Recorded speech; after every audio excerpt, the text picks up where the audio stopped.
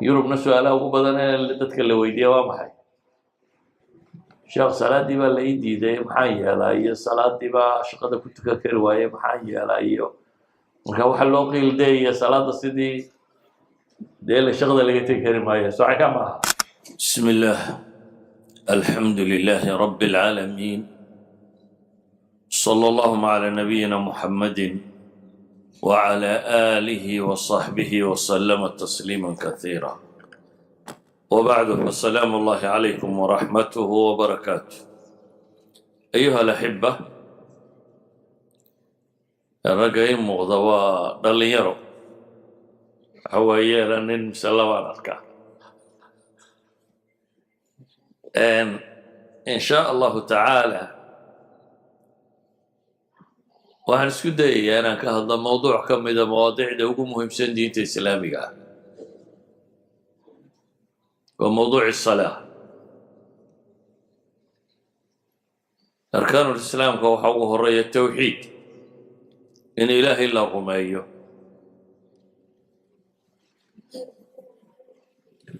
salaaduna waa tawxiidkiiyo camaliya yani rumayntii ilaahay la rumaynayey qalbigay taasi degtaa iyadiioo markaa practical ah iyadiioo la samaynaya weeyaan salaadii waxa weeyaan meesha kuugu qaalisan jidhkaaga qofka bini aadamka ah halkee buu subaxii markuu soo tooso u ilaaliyaa waa intan foolka soo maaha waa wejiga aad maydhaa waad nadiifisaa waad hagaajisaa waa kaa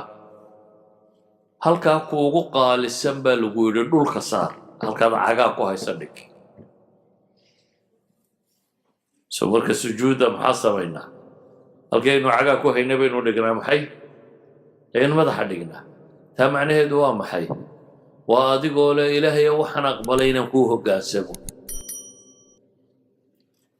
laa ilaaha ila allah markii hore waxaad afka ka tidhi oo qalbiga ku jira bay ahayd tanina wayadiioo practical oo aada leedahay ilaahay waxaan aqbalay inaan kuu hoggaansamo addoonkaagii baan ahay wejigaan dhulka kuu dhigaya salaada bal waxaan dul mari doonaa qur'aanka say ugu soo aroortay qur'aanka 9 aayadood wax boqol ku dhodhow oo salaad ka warramaya ku soo arooray yani wax boqol ku dhodhow oo meelood ayay kaga soo aroortay laga soo bilaabo suurat albaqara beytka koowaad aladiina yu'minuuna bilghaybi wa yuqiimuuna asalaa lagu gabagabeeyo jis camme inaa catayn fasalli lirabbika wanxar idan ilaa halka u dambaysa ilaa halka u sarraysa ayaa ilaahay salaad kaga warramaya ahmiyadda ay leedahay daraaddeed ayaana culammadii muslimiinta hore cid badani wax ka qorta salaaddu waxay ka mid tahay waxyaabaha ugu horreeye ambiyada loo wahyoodo nabiyullaahi moxamed suuraddii labaad ama saddexaad ee qur-aankaba soo degta ilaahay wuxuu leeyay yaa ayuha almuzammilu qum illeyla ilaa qaliila kan istuuduubayow habeenkii kac in yar mooyaane baa ilaahay yidhi habeenka intiisa badan kac nisfa aw inqus minhu qaliila habeenka badhkii kac ama in yar ka yaree yani wuxuu yihi saxaabada iyo nebigu sanaddan tukanayeen habeenka intiisa badan ama in yar bay ka yaraynayeen aw zid calayhi waratil alqur'aana tartiila inaa sanulqi calayka qawlan thaqiila maxaa waxaasoo salaada loo faray inay tukadaan war culus baan kuu dhiibayaa baa ilaahay yidhi subxaana wa tacaala qowl thaqiila qur-aan baan kugu soo dejinayaa oo keligaa baa la rabaa dunidoo dhan inaad ka hor tagto qofka dunidoo dhan ka hortegaya muxuu u baahan yahay dee zaad adag wax taageero adag buu u baahan yahay taageerada ugu weyn ee nabiga la soo siiyeyna waa inuu ilaahay ku xidhnaado. nabiyullaahi muusa fii suurati taha ilaahay muxuu kaga warramayaa markii uu haweenaydiisii soo kaxaystay ee uu soo socday ee uu yimi geedkii dabku ka baxayey ee la yidhi kabaha iska bixi alwaadi almuqadas baad joogtaa ilaahay la hadlay muxuu alle ku yidhi fastamic limaa yuuxaa baa la yidhi waxa aan kuu waxyoonayo dhegaysa baa ilaahay yidhi. nebi muuse wixii ugu horreeyey loo waxyooday maxaa ka mid a marka innanii ana allahu laa ilaaha illaa ana anigu waxaan ahay baa ilaahay yidhi subxaanahu watacaala alla xaq lagu caabudo keligii ah facbudnii icaabud aniga iga dambeeyo icaabud cibaadadii wax ka mid ah haddana ilaahay gaar usii tilmaamay oo salaadu marka hore maxay ka mid tahay cibaaday ka mid tahay facbudnii waa ku jirtaa laakiin ilaahay gaar buu u tilmaamo waxaa la yidhi wa aqimi asalaata lidikri salaadana waxaad u oogtaa aniga xuskayga daraaddeed ilaahay aad weyneynayso tacdiiminayso oo aada xusayso daraaddeed og idan waxyaabihii ugu horreeye nebi maxamed ku soo dega salaad baa ka mid ah markuu dunida ka baxayeyna waxyaabihii ugu dambeeye uu dardaarmayna salaad baa ka mid ah الصلاة الصلاة وما ملكت أيمانكم نبي عليه الصلاة والسلام markii naftu ka sii baxaysay saxaabada wuxuu ku lahaa الصلاة الصلاة war salaada ilaaliya iyo wamaa malakat aymaanukum kuwa gacantiina ku jirtana shaqaalaha idinaana iyana iska jira. nebi maxamed markaa salaadna waa loogu bilaabay waxyaabihii ugu horreeyey markuu inaga tegayey ugu dambeysay uu dhiman doonana waxyaabihii ugu dambeeyey uu ka dardaarmo salaad baa ka mid ahay. qur-aanka marka ilaahay ka warramayo dadkii wanaagsanaa dadka wanaagsan yaa ugu horreeya rususha iyo nebiyada soo maaha waxaa ku xiga saalixiinta iyo dadkii sidiiqiinta iyo shuhadada iyo kuwaas. ilaahay subxaanahu wa tacaala kuwaa markuu ammaanayey waxaa lagu ammaanay salaad. maalan muslimiinta ayaa u fadli badan baynu dhahnaa saxaabadii nebiga calayhi salaatu wasalaam. saxaabada ilaahay qur-aanku ku sifeeyey ilaahay muxuu ku tilmaamay muxamadun rasuulu llah waaladiina macah ashiddaa'un cala alkufaari ruxamaa'un baynahum taraahum rukacan sujada yabtaguuna fadla min allahi waridwaana. nebi maxamed isaga ammaan waxa ugu filan baa la yidhi waa rasuulkii ilaahay. rasuulku waa maxay? waa qof bini aadama oo ilaahay khalqiga ka dhex doortay aadamaha waktigaa noolaa ilaa qiyaami saaca adaan kaa doortay oo hadalkayga kuu doortay baa ilaahay leeyo risaalada lagu dhiibaya. waaladiina macah kuwii nebiga la joogayna maxaa lagu sifeeyey 3 sifo. saxaabadu sifaad badan bay lahayd laakiin 3 baa ilaahay inoo dooray inaynu ku garanno. gaal way iska dhicin jireen baa ilaahay yidhi muslimna way u naxariisan jireen. muslimka maanta joogaana waa maxay? cagsigay u egtay. gaalkana waa walaaladaya bay yidhaahdana way soo dhoweeyaan. muslimkana maxay? meel daran bay kala dhacaan waa dabagediyeen. laakiin saxaabadii la ammaanayay waxaa la yidhi waashiddaa'un cala alkufaar amaa dhexdooda waa ruxamaa'un baynahum. waxaa la yidhaahdaa qaybtani waxay tilmaamaysaa khalqiga oo bini aadamkaasay ula dhaqmayeen calaa xasabi alcaqiida ayay kula dhaqmayeen. ilaahay si ay ula dhaqmayeenna waa kan taraahum rukacan sujada. waxaad arkaysaa baa ilaahay leeyay mar kastoo adeegta nimankaa waxaad heli iyagoo ah maxay? rukacan sujada, kuwa rukuucsan oo sujuudsan yacni kuwa tukanaya iyagoo ah. marka calaamadooda koowaad ilaahay wuxuu ka dhigay inay yihiin maxay? kuwa tukanaya. ayuha alaxiba aakhire kuwa liibaanaya adduunkana liibaanaya. wax bini aadam helo oo nimcooyinka maadiga waxa ugu qaalisan jannatu lfirdows. xataa jannadu waa kala sarraysaa. jannada waxa ugu sarreeya maxay? jannada jannatu lfirdows la yidhaahdo. القرآن كإن بدل إلهي كسفية وحكمنا جنة نينك ugu booska yar leh intuu leeyahay ma maqashay jannada ninka ugu booska yar leh hal balood ma leeyahay salaba jannada ninka ugu booska yar labo nabigu tilmaamaya calayhi salaatu wasalaam dunidan iyo tobolaabkeed buu leeyahay Ireland iyo Yurub iyo Itarma waa dunida iska dhan iyo tobolaabkeed intaad u shaqaysan lahayd arrinka dee maanta lagu yidhaahdo magaaladana joogtaan keligaa baa yeelanaya haddaad waxaa qabato inaad seexan lahayd mise waad wadi lahayd intaad ka yeelanayso ilaahay wuxuu leeyahy ninkaa ugu booska yar leh haddaad wax maadda iyo xoola aad doonaysay jannadaasi taasi waa tii hoose waxaa la yidhahdaa ninkaa laga warramaya xadiisku sheegaya waa qofkii u dambeeyey naarta laga keenay qof mu'mina oo caasi noqday oo dembiyadiisii naarta geeyeen oo muddo naar ku soo jiro laga soo maydho ugu boos dambeeya wax janno galaba qofka ugu dambeeya la yidhi baa intaa leh amaa xaggeeda sare maxaad u malaynaysaa xaggeeda sare waa kuwa kan ilaahay wuxuu uhi qad aflaxa almu'minuun waxaa liibaanay kuwa mu'miniinta ee sifadoodu maxay tahay markaa aladiina hum fii salaatihim khaashicuun kuwa salaadooda ku khushuuca baa la yidhi khushuucdu waa maxay waa qofku waxaanu akhrinayo inuu dhandhansado ma fududa adoo aan garanaynin inaad khushuucda waa qof garanaya inuu ilaahiisii weynaa hortaagan yahay ninka idin madaxda markaa u tegaysaan maxaad samaysaa sasiix xidhaa haddii maanta lagu yidhaha ra-iisul wasaaraha ku yeeraya waddanka maxaad samaynaysaa madaxweynaha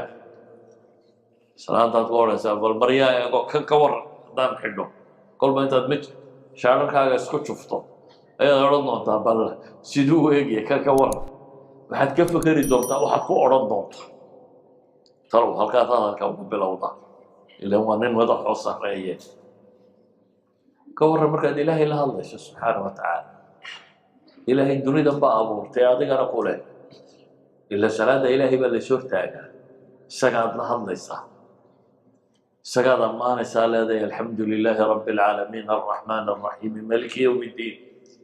isagaad leedahay iyaaka nacbudu wa iyaaka nastaciin ilaahu adaanku caabudaya waanu ku wada caabudayna adaanu kaalmo kaa dalbayna keliga isagaad leedahay ilaahu jidka qumman igu hanuuni jidka qumman ka warran haddaad ilaahay weydiiso jidka qumman inuu jidka toosan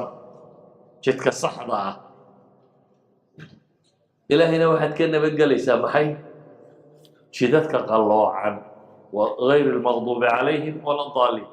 iminka haddaad ilaahay weydiisanaysay markaad dabadda u baxdan aad kuwa raacda ka warran iminka markaad hadlaysay ilaahay kuwa lumay iyo kuwaad u cadhootay toona jidkooda hay marin culamadu waxay dhahdaan kuwa loo cadhoodayna waa inta diinta intay fahamtay ogaan u dhinac martay oo yahuudi ugu horrayso kuwa lumayna waa kuwa xaqiiba intay dhinac ordeen meel kale orday oo nasaara ay ka mid tahay waayo iyagu ilaahayba waa ka lumay saddex ilaaho isku ilaah iyo waxyaabo kale bilaabeen markaa waddo qaldan bay sii roorayaan ilaah kuwaana hay raacinin baad leedahay iminkaad ku ducaysanaysa haddaad markaa dabadda u baxdo kuwa ka bilowda ka war kuwaad iminka ka ducaysanaysay aladiina hum fii salaatihim khaashicuun baa la yidhi kuwa salaadooda ku khushuucay ilaahay wuu soo sifeeyey sifaadka ay leeyihin sifaadkoodii waxa haddana lagu gebagabeeyey waaladiina hum calaa salawaatihim yuxaafiduun baa ilaahay kuwa salaadahooda xifdinaya xifdigu waa maxay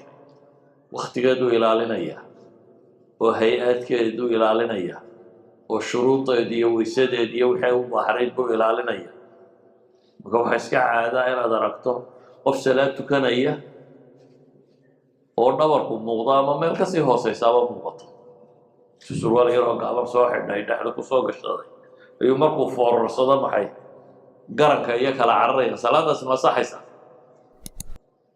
shuruudu salaam maxaa ka mid a maxay salaaddu ku ansaxdaa كو إن عورض الله أستره صما عورض وينتهي رجوا محيوا الله قبل أبو حنرفته إلا أيه لوجا أنت أسوينا ما الله بكم مقامين إن قبل هذا لو جستو إن لو يسقبه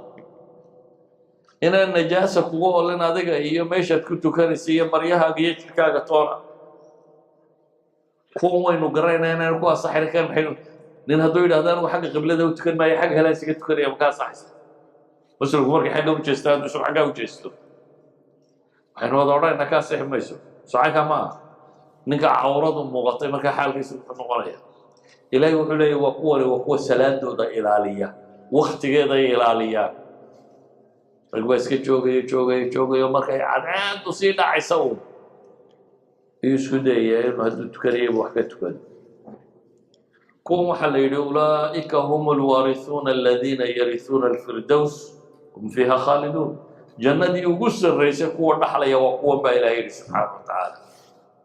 قد أفلح من تزكى وذكر اسم ربه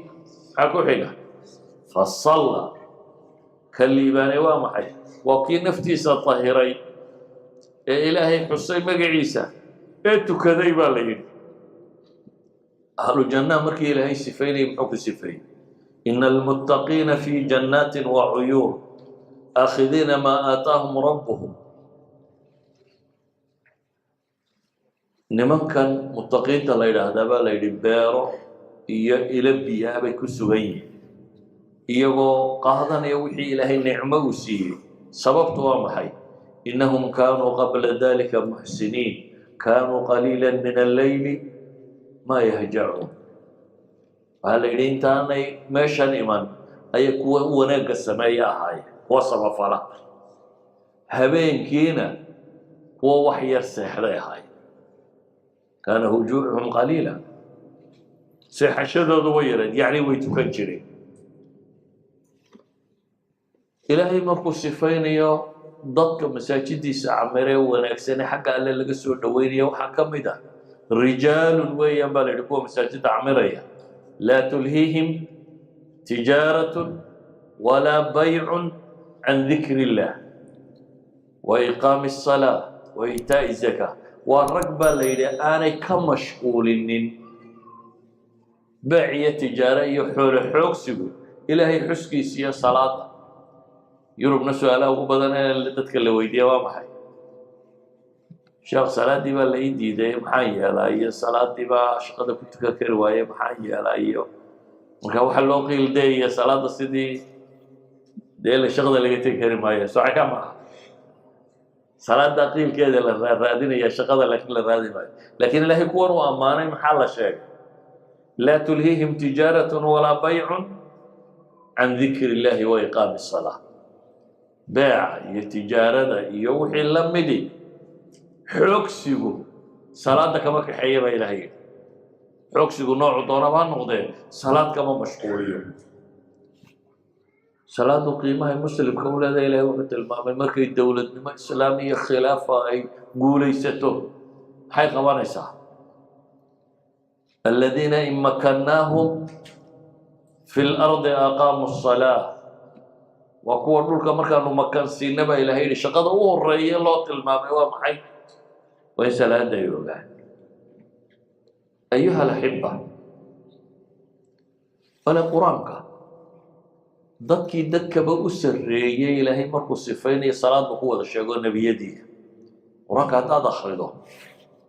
ilaahay wuxuu leeyahy subxaana wa tacaala ulaa'ika aladiina ancama allahu calayhim min annabiyiin min duriyati aadama wamiman xamalna maca nuux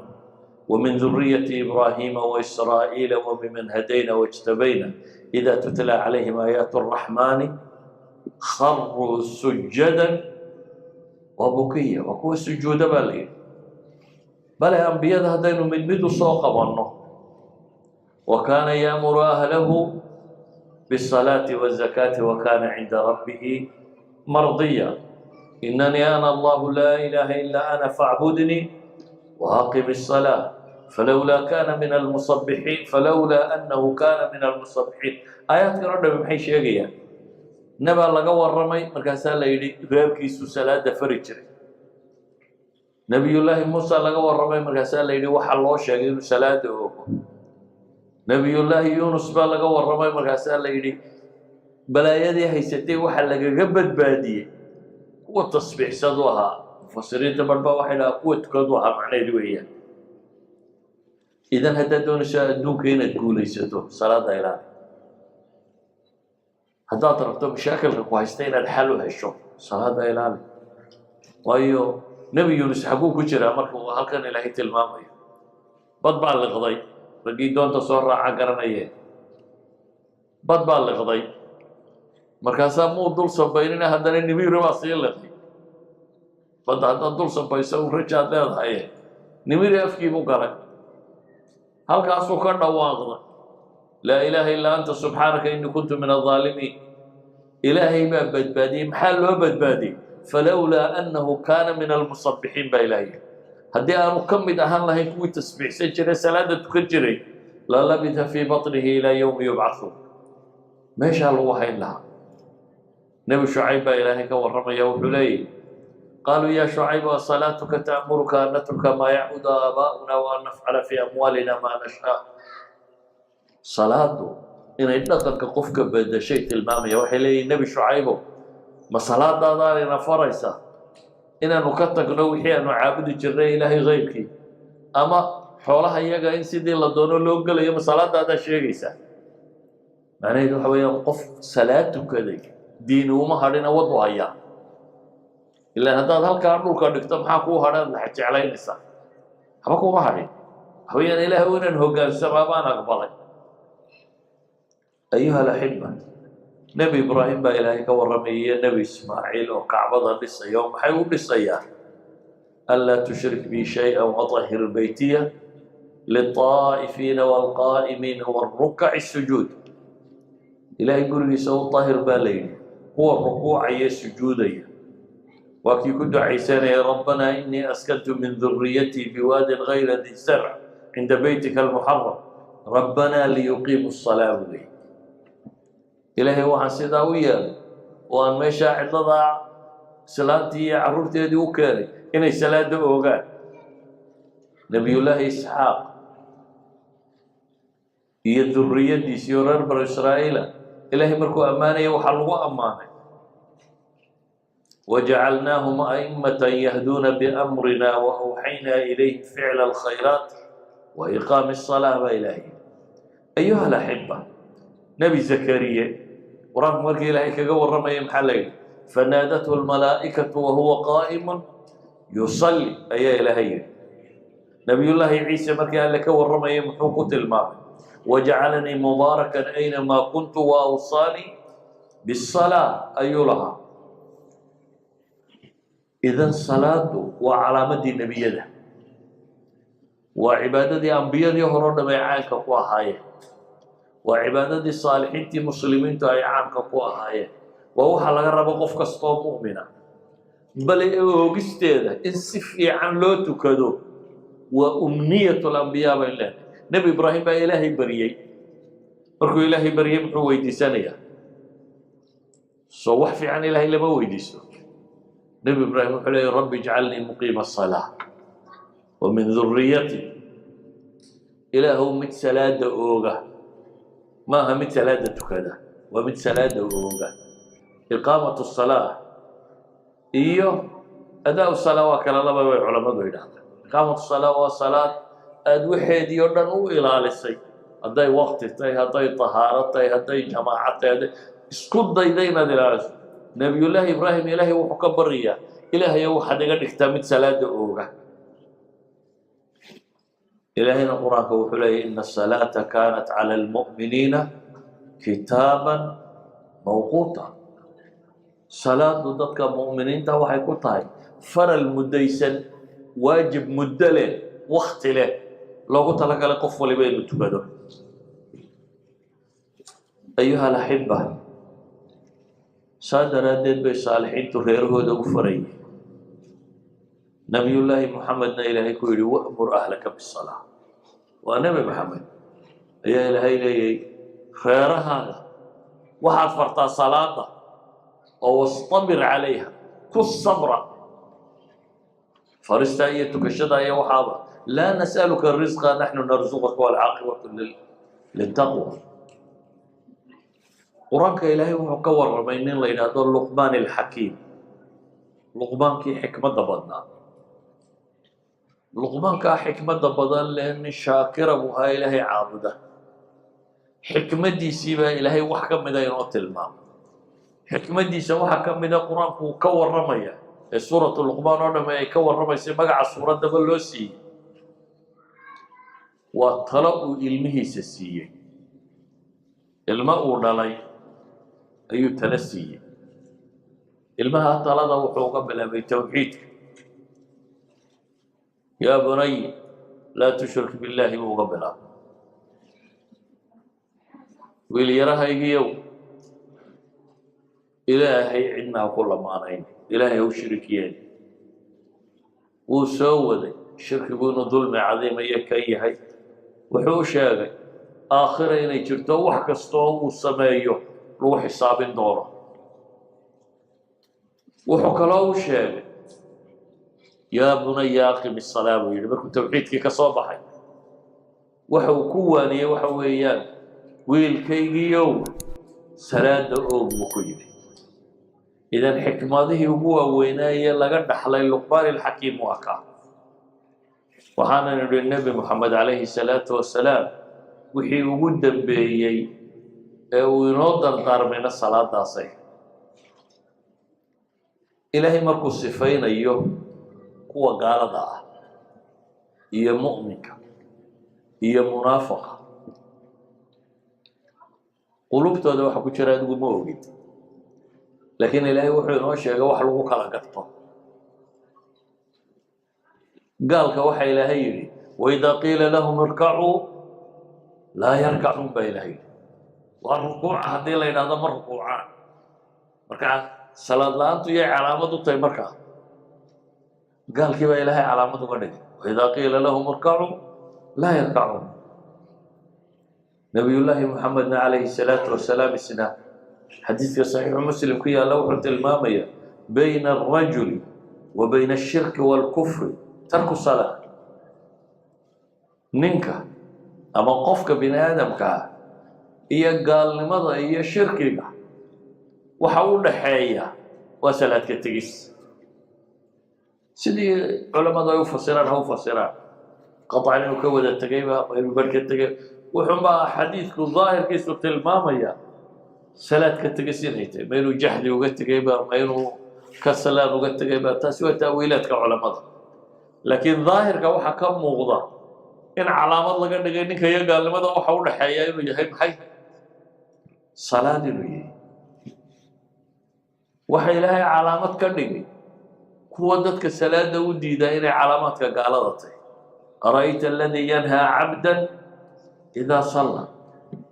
هذا كم بين أيدي كندت كودي دايرة كذا قيامها أنا علامات بيوتي تذكر مؤمنين تعمل قيامها علامات واحد وهي مدى غرا محجلين بها حديث التلمام في السماء انتي ويسادة مريد شرطون على الله يسايبانس نبي عليه الصلاة والسلام أيها يريد وحج على الله ولا الله ضيرانكم كاسي صحابة يدهوا ميانا نرق ولا الله ضاحي يسولي ما يدنكوا أصحاب تيدي باتيني ولا الله ضي وقوان أرقوا يرميي مركا وحي يدهوا وآخر محلو قرنية حقو قرن دونتا نقا دوان دارك توان قرن ساي كوا محقو قرن دونتا النبي قلت المام غرا محجلين بيمنية انتي ويسدا يمرين جيرين oo dhalaalay soo ka gadisa khalqiga kale marka waysa calaamad u ah dad min salaad ba calaamad u ah gaal kana maxaa calaamad u ah wayud'auna ila as-sujudi fala yastati'un bilahi iyagana sujuuda la oran doona dabeetana dhabarku baaba tigtigmaya aakhiro ma awoodi doonaan calaamad bay u tahay maxay kuwaasi عذاب كالجلية نبي الله محمد عليه الصلاة والسلام الصحابة السمكة الصلاة هي عبادة هي كبوعة هي أنت مؤمنة الرعظمة وحي لهين وقدك قال ضينا نخط يرفع دبتنا محل يري وأقيموا الصلاة ولا تكونوا من المشركين بينهم salaada ooga oo war gaalada ka mid noqonina maxaa laga dhadhaminayaa inay labadan cagsi isu yihiin salaad oogista iyo maxay iyo shirkigoo la raacay inay cagsi isu yihiin idan ayuha alaxiba gaalka ah markuu islaamo maxaa calaamad u ah gaalay nebiga isdilayeen soo maaha iyo saxaabadii ilaahay wuxuu yidhi subxaanahu wa tacaala fain taabuu وأقاموا الصلاة وآتوا الزكاة فخلوا سبيلهم فإن تابوا وأقاموا الصلاة وآتوا الزكاة فإخوانكم في الدين بدأ يضاد سورة التوبة هذا يتوبت كينان بإلهي وتوبت أمرك محاكم ده ويسهلان أوغان وزكاة بحيان شتكو ذو بنايا أما ولا الذي أيهم بلت الماء وحلقنا من إياه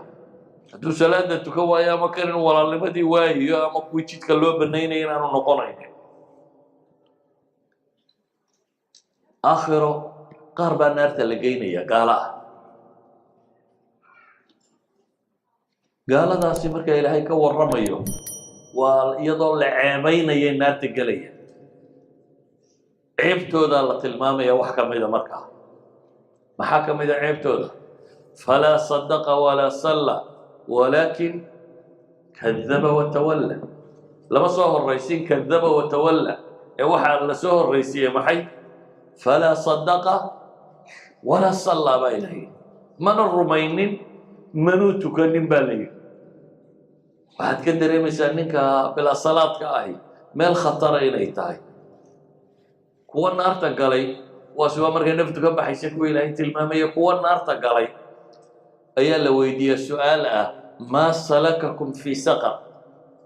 ورنات السقر الله يراد بحيد جيجي ذنوب وين بقال إنه قال لي ما كملت يا إلهي أنا يقومين أما قيامه أي بينيه نمكي قيامها بيني يدو قيام بينتو آخره أركان الإيمان كسوكم يشيرين والإيمان باليوم الآخر يسوكو قال لي ما تكون عيبي وحي سوه الرئيسية صلاة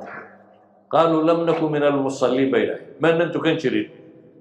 ولم نكن نطعم المسكين ساكيدنا ما ننقودين شرين وكنا نخوض مع الخائضين وحي الله نبضبا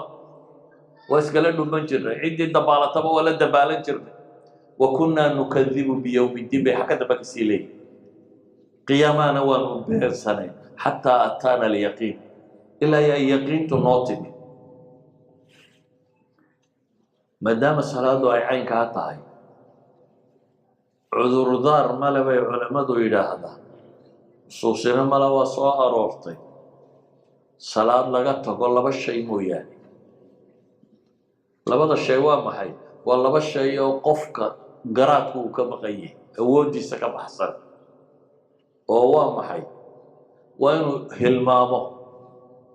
soo marmarma dhacda inaad waxbaba ilowdo وهم بعض هالمنطقة واحد حصوصتين قد ما تدور بتكوني أما ما هي وين هردي والمعلومات واحدة الله بضا بنا وما كانت أضوء أسباب تذكرني واحد قد وما هي أسبابته منك هردا دم بماله لكن هذا لو قالوا سوي شيء تكور أنت سوي شيء ما كان أفر تمر ساعتين هذا وسحنيه ده أنا كنت لقى لنا صلاة أوجرتي هذا ضفرت الشقيق قال لي لهي ما حد سمعين له صدح موبيل ما تسكت ببوحين لهي تسمع صدح حرام وهي مرة بتدي شغال طويلة أي راعي هرقش سيدا أوجد هذا شغالي كاجا حرام تهاي ست أكوك عظمة وربلا وكيعي يوم موبيل لا أنت بواس تبدي لهي سان مر نبا qofka muuminka ee dhabta ahi saas ay salaadiisu ku tahay marka waxa la yidhi salaadaadu inaad kaa tagtaa labadan cudurdaar un bay leedahay inaad seexatay oo dabeetana ay sidaa darale kaaga tagtay ama maahee inaad ilowday labadaana markaad indhaha kala qaadaa midna la tukadaa midna markaad xasuusataabaa maxay ayaa la tukadaa qofka bini aadamkii meelaha ugu adag ee noloshiisa waa goorma waa markuu ama xanuunsanayo ama dagaalka uu ku jiro hadday rasaastu kaa dul dhacayso aad xanuunsanayso waa la tukanaya haddaad bugtana waa la tukanaya soomaalidu markay bugooto inta badan waxay dhahaan ma weysaysan karo sariirtaan jiifo insha allah markaa war iminkaa waad sii jeedaayo xagga alla kusii socotaay salaadaa ka tegi si aad u tukataba tuko kii dagaalka ku jirayna waxaa la tilmaamay nabiga calayhi salaatu wasalaam waidaa kunta fiihim faaqamta lahum salaa calayh daad iyaga la joogto oo aad goob dagaal taagantiin oo aad salaada u oogta baa la yidhi marka waxaa la tilmaamayaa xataa goobtii dagaaleed in salaad lagu tukanayo si loo tukadaba culammadu waxay idhaahdaan haddaad salaada lagu eryayo waa jabteen waa laydin eryaya waa la tukadaa bay idhahdeen adigu ordi haddaa idinku wax eryaysaan adoo eryaya ayaa tukanaysaa dee ninka la yidhi iyadoo lagu erayo tuko ee isagoo iska fadhiya ka tegay xaalkiisa muxuu noqonaya markaa ya iyadoo lagu eryayo tuka baa lagu yidhi iyadoo aad iska fadhido markaa miyaa qiil la helaya ayuha alaxiba aakhiraynu rumaysanay iyo ilaahay inaynu hortegayno iyo in rabbi ina xisaabi doono waxa ugu horeeya laysku xisaabaa baa la yidhi waa salaad laba shay bay culammadu tilmaamaan ama axaadiista ku soo aroortay waxa ugu horeeya laysku xisaabo hadday tahay bini aadamku wuxuu isu geystay waxa ugu horeeya laysku xisaabaa waa dhiigga bini aadamka imisaa dishaa lagu leeyahy wixii aad dishay ama aad wax yeeshay ayaa ugu horeeya xisaabta bini aadamka xisaabta xagga allana salaada ugu horeysa salaadu uu nabigu yidhi hadday ka xumaato qofka waxaa la yidhahdaa war bal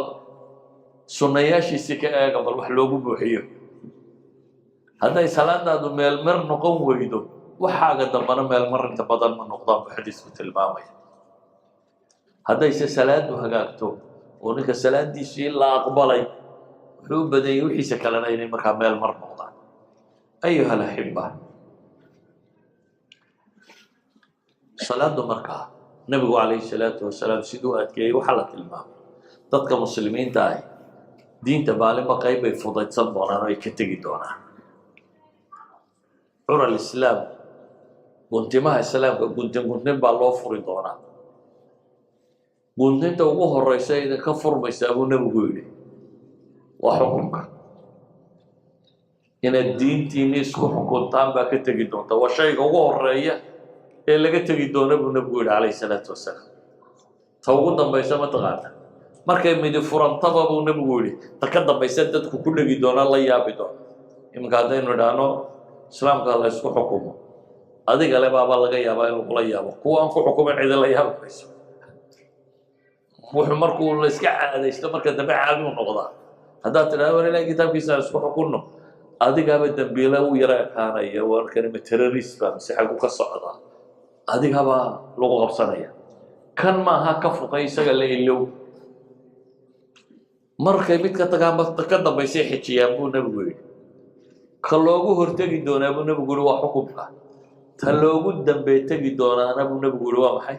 waa salaada buu yidhi macnaheeda maxaad ka dhadhaminaysaa haddii salaada laga tegaya waxba soo harin made ila waxaa la yidhi islaamka waxa ugu horeeya ka tegaysaa waa maxay waa xukun marka ugu dambeeya afaraa ka qaadi doontaana baa la yidhi waa maxay wa aakhiruhunna asalaa buu nabigu yidhi calayhi salaatu wasalaam gaalka iyo muslimka saasaa u dhaxaysa munaafaqa iyo mu'minka amaanta hore idiin tilmaamo mid ka sii xoog badan dadka wanaagsan yaa u fiican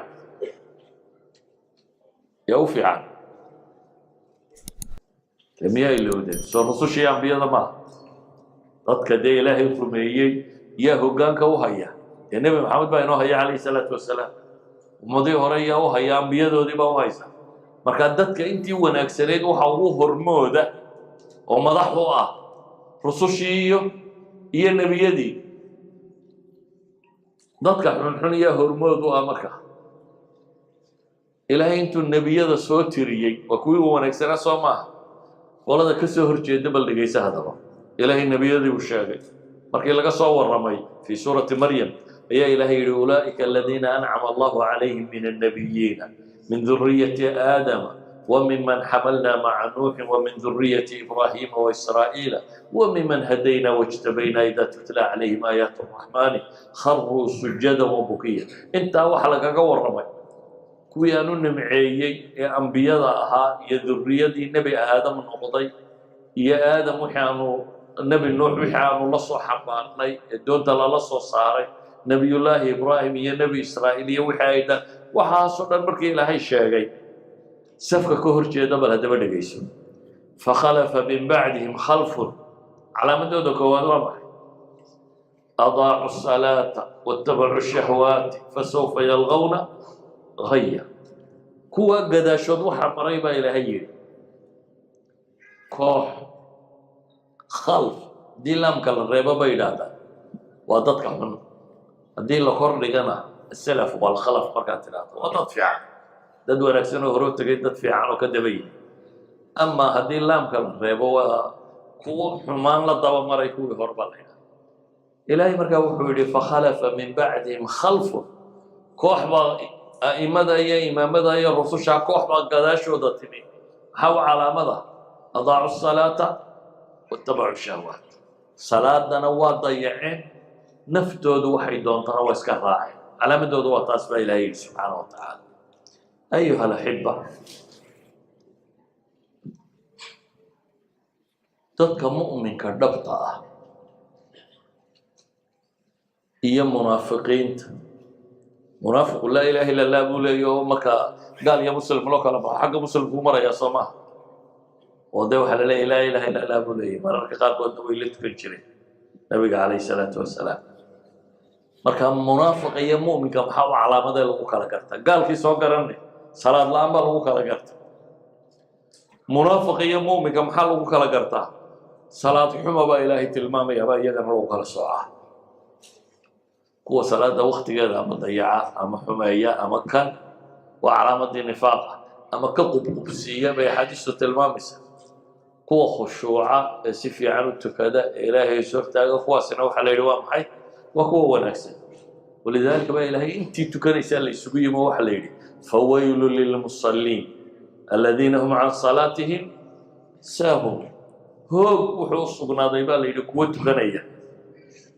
kuwa tukanaya oo dhan baa maya waa inagii soo marray ahlujanna iyo firdowsa kuwa gelaya inay kuwa tukadaa ka mid ahaayeen iqaama salaa kuwa waxaa la yidhi way tukadaan lama odhan fawaylun lilmuqiimiina salaa lama odhan kuwa waxaa la yidhi fawaylun lilmusalliin kuwa tukanaya halaag u sugnaaday maxaa u calaamada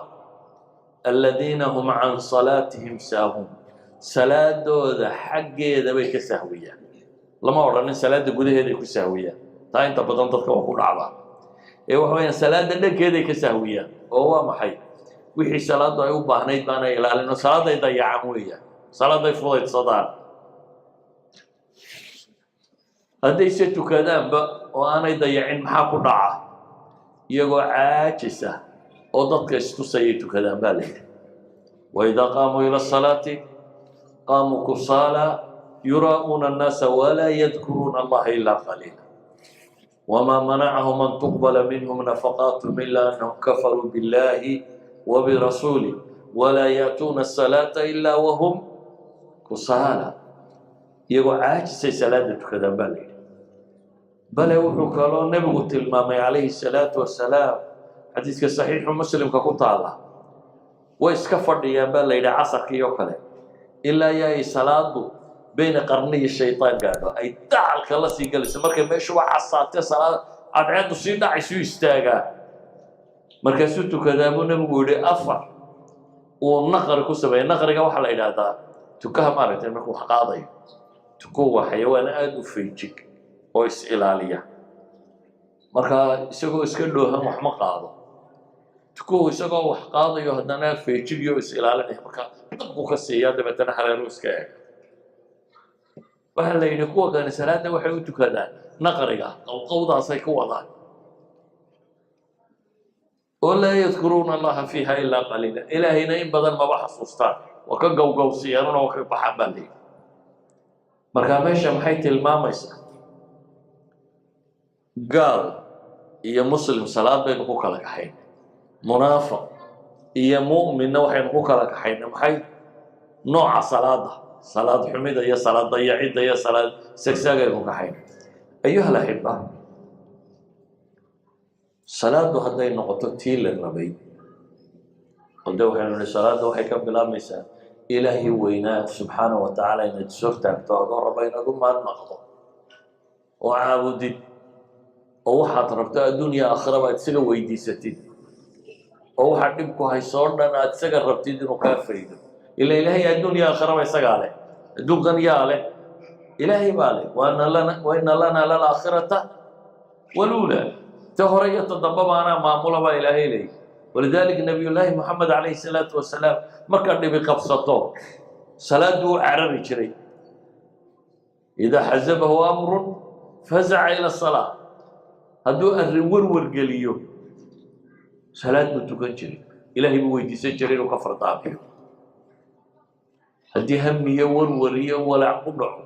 salaad buu gelayay in ilaahay ka faydo waxa kan salaadu markaa nooceedu haddaynu sidii la rabay salaad muslimkuu tukan lahaayeen dhibaatada maanta muslimiintu ka cabanayaa ma jirin dhaqanka isbedeli lahaa waayo qof 5 jeer ilaahaysa soo hortaagay oo la soo hadlay markuu salaada ka soo baxo wuxuu doono inuu sameeyo ma soconayso ilaahay intaad soo hortaagto la hadasho oo weliba uu kuu jawaabo nebigu muxuu inoo sheegay calayhi salaatu wasalaam alxamdu lilaahi rabbi alcaalamiin markaad tidhaahdo ilaahay inuu kula hadlayo leeyay xamadanii cabdi addoonkaygiibaa i mahadiyey الرحمن الرحيم markaad tidhaahdo in rabbi kula hadlayo oo ku leeyahay addoonkaygiibaa i ammaanay maaliki yowmiddiin markaad tidhaahdo addoonkaygiibaa i weyneeyey iyaaka nacbudu wa iyaaka nastaciin markaad tidhaahdo haadaa licabdi walicabdi maa sa'al taasi waa aniga iyo addoonkayga wixii noo dhexeeyey wixii weydiistana waan siinaya markaasaad weydiisanaysaa ilaahay inuu jidka toosan kugu hanuuniyo saa awgeed baa ilaahay wuxuu qur-aanka ku leeyay salaadu markay tii fiicnayd noqoto ina asalaata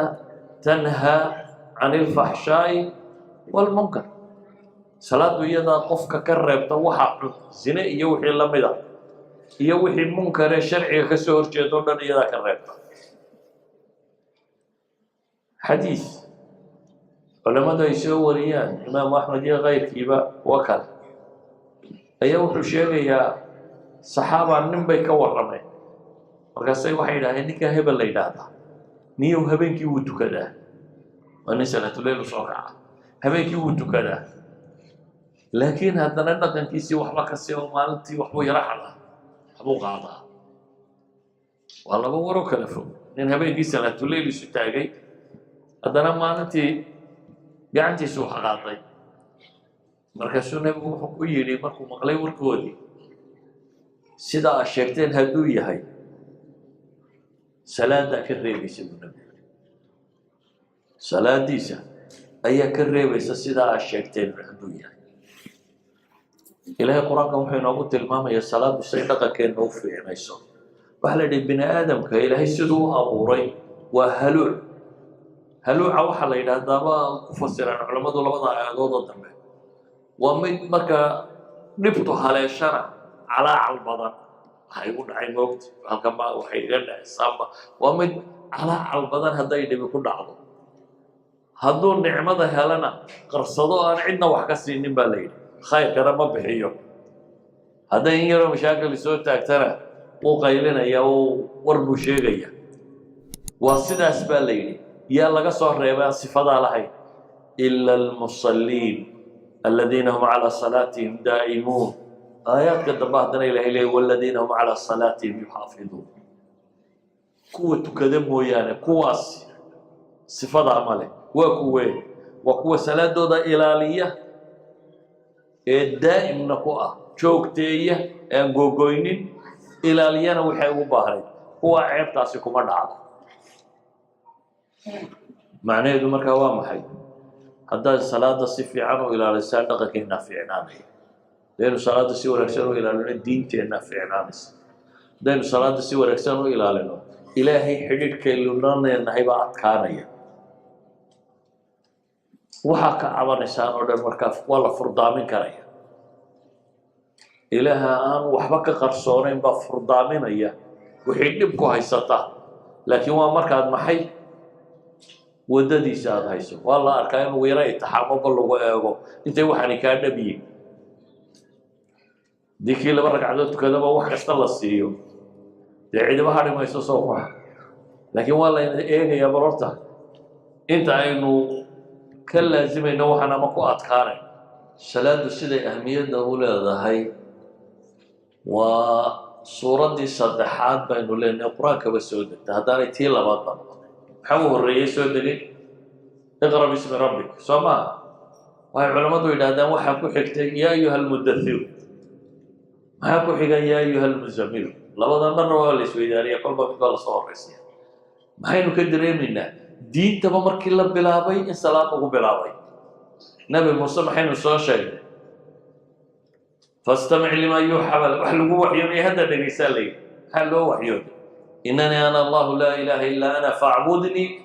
waaqim isalaata lidikri baa lagu bilaabay idan salaadda waxay ka mid tahay waxyaabaha ugu horeeya nebiyadu ay sideen taa macnaheedu waa maxay waa diinta asalkeedii waa waxa qofka diintiisu ku xoogaysanayso waa waxa nabiyullaahi maxamed waxaa la yidhi war culus baa lagu sheegaya warkaa culus maxaa fudaydinaya salaada badi baa la yidhi markii dhibtu ku dhacday nebiga ilaahay wuxuu ku yidhi walaqad naclamu annaka yadiqu sadruka bima yaquuluun waa ognay dadku cayda iyo ceebta iyo cidhi waxay kugu samaynayaan laabtaadu cidhiidhjoomayso maxay samee baa lagu yidhi fasabbix bixamdi rabbika wakun min asaajidiin baa ilahay tasbiixso oo salaadana tuko kuwa sujuudayana ka mid noqo nabiyullaahi maxamed dagaaladii iyo dowladda samaynteedii iyo wixii markay ku bilaabmeen waa markuu madiine joogay soo maaha madiine waxay soo degtay suuradda qur-aanka ugu dheer waxay la bilaabantay hijrada bilowgeedii waxaanay la gabagabowday nebiga geeridiisii suurat albaqara intaasoo dhan way furmay aakhir aaya nazalat maxay ahayd wataquu yowman turjacuuna fiihi ila allah aayaadka kale suuradduna waxay soo bilaabmeen baa la yidhahdaa markii madiinada tegey idan suurat albaqara waxa ugu xooggan ay ka warramaysaa waa dowlad dhiskii islaamiga ahaa iyo guri dhiskii islaamiga ahaa waa markay muslimiintu gaar u baxeen ile markii hore gaalay ku dhex noolaayeen oo maka gaala haysatay laakiin markay gaar isu taageen in nidaamkoodii ay taagteen ayay suuradda tani ka warramaysaa ilaahay suuradda laba goor buu wuxuu ku leeyahay mar waxaa la leeyahay wastaciinuu biالsabri waالsalaa wainaha lakabiiratun ilaa cala alkhaashiciin kaalmaysta baa la yidhi sabirka iyo salaada mar kalena ilaahay wuxuu leeyahy yaa ayuha aladiina aamanuu istaciinuu biالsabri waالsalaa ina allaha maca asaabiriin iyadoo dagaal laga warramayo jihaad iyo aayaad ka dambeeya ayaa ilaahay wuxuu leeyahy war kuwa iimaanka laga helayo waxaad kaalmaysataan kaalmadu waa maxay waxaad dhibta ka horgeysaan weeyaan dhibaata idinla kulmi doonta dhibaatooyinkaa laba shay ku dawee baa lagu leeyahay inaad nin noqoto sabirtid oo adkaysatid oo aad calaacalka joojisid ka labaadna waa maxay inaad salaada badsatid mashaakilkaaga xalkiisu waa sabir iyo salaad baa lagu tilmaamo ayuha alaxiba salaadu markaynu sidaa u tilmaamno adduunkay faa'iida ku leedahay cibaadaadka inta badan dadku markuu samaynayo muxuu sameeyaa aakhira dee naarta ka baxsatid iyo aakhiraad jannada heshiyo adduunkanaynu hadda joogno meynay waxba ka taray maya kanay wax ka tartaa salaada iyo soonka iyo zakada waxaa layna faray kanaynu ku noolay bay wax ka tartaa salaadaasi iyadaa qalbiga dejisa iyadaa dhaqankaaga bedelaysa iyadaa adduunkaagoo dhan fudaydinaysa idan ha u tukanin inay aakhiro ku anfacday waxaad u tukataa maxay adduunkan inay salaadaadu kugu anfacdo aakhirana waxbay ka tartaa dee dembigaa lagaaga maydhaya waaqimi salaata طرفي النهار وزلفا من الليل إن الحسنات يذهبن السيئات ذلك ذكرى للذاكرين إلهي وحولي صلاة أوغا لبضا دعال إيه مالنت يعني الصبح هي الظهر هي عصر في علماء وزلفا من الليل أي طائفة من الليل هبينكي قيب كم مدرع أوغا مغرب عشاء إلا مدر وايو إن الحسنات يذهبن السيئات وناكا سلا الصبيح صلاة نبوة الرئيسو فما هي ترترتا ذلك ذكرى للذاكرين بإلهي أيها الأحبة نبي عليه الصلاة والسلام حلويتين شغل قبط محوفا ببضان صحابة هذه يقول سؤال شاء نبي وكو على رجلي ما إلهي وجعلي محافظ ببضان على الصبايا دبتنا نبي وكو الصلاة لوقتها شغل قبط مرة محوفا ببضان صلاة وقت هذا الليلة مركز سيدة هذا محاكو حيقة ورسولنا بيقول بر الوالدين لبدا والد الله صرفه صلاة مركز الشيخ إلهي خلقي روح لقى قدح قبطانا لبدا والد مركز سيدة هذا محاكو حيقة مركز سيدي الجهاد في سبيل الله إذا مركز السنة هي الجهاد في سبيل الله وحقه الرأي بحي بر الوالدين بقى الرئيس صلاة ندى يدوح ونبقى الرئيس من صحابي يوم اللي يرى النبي قال وشقي مركا نبي مركو قلكيسا قال الساحة أيو نبي كما يسوها قاتشيها بيهو صوقا هذا يوم ماشا وسيدك هدوها بيكي كعبيه واستعمال لها ونبي واركي مركا نك اللي يرى ضاحي سيدا في أنا ونبي قال ربو إنه قرقارو دبتنا نبي وحو دمعين ونكن وابال كدو wiilkan dhalinyarada fiicanee saa u shaqaynaya inuu abaalmarin siiyo wiilkiibuu ku yidhi nabigu calayhi salaatu wasalaam sal war bal waxaad doonto maanta ay weydiiso waxay weydiiso yani nebi maxamed oo kale waxay weydiiso waxaad doonta ku siinaya weeyaanaan awoodeen ninkii dhalinyarada wuu soo fakeray soo fakera buu yidhi soo fakeray nebigu ku soo raacay wuxuu ku soo fakeray wax ku soo fakeray war wax kastoo adduun oo ku siiya nebigu soo ka tegi maysid oo dhiman maysid war nebigu waxaa tidhahdaa jannada inaan ku kala saaxiibaa baan doonaya hamigiisu ninkan dhalinyarada adduunyada ku ka sarreeya markii uu soo fakeray wuxuu yidhi waxaan rabaa muraafaqataka fi ljanna jannada inaynu ku saaxiib noqono adduunkii waa anaga roobo aynu saaxiibnay aakhirana jannada أو غير ذلك من نقول وارتاح حنين ويدينسا جنة إلا إله ما هي هو ذاك بكوير هم هو حرم أو طال وكلام جوري النبي بكوير مكان نكا رب النبي محمد هم كل جنة كقالوا إنه كلا صاحبه والنبي بكوير مكان ويل هي فاعني على نفسك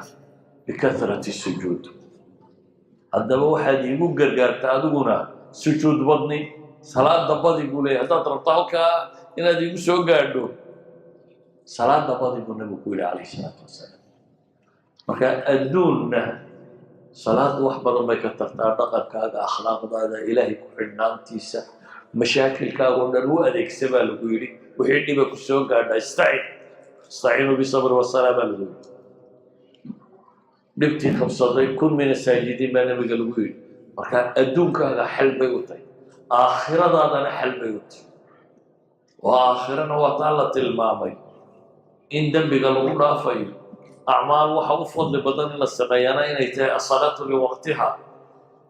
jannada haddaad rabto inaad nebi maxamed calayhi salaatu wasalaam muraafaqadiisa ilaahay ina gaarsiiyo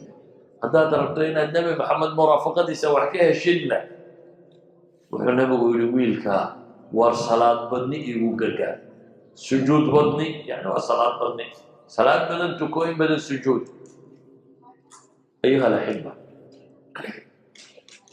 waxaan ku soo koobayaa marka dhibaatooyinka aad dareemaysaa ama gaalaha idinkaga timaado ama nolosha cidhiidhiga ha ka timaado ama cidlada joogtaana kaaga timaado waxa dhibku haysata farajkeedu ilaahay buu ku xidhay waayo adduunkan ilaahay baa maamula kun fayakuun biyadihi lmulk ilaahay baa tilmaamay iyadoo nabiga lala hadlaya la yidhi qul dadka ku dheh qul illaahuma maalika almulk tu'ti lmulka man tashaa watanzicu lmulka miman tashaa watucizu man tashaa watudillu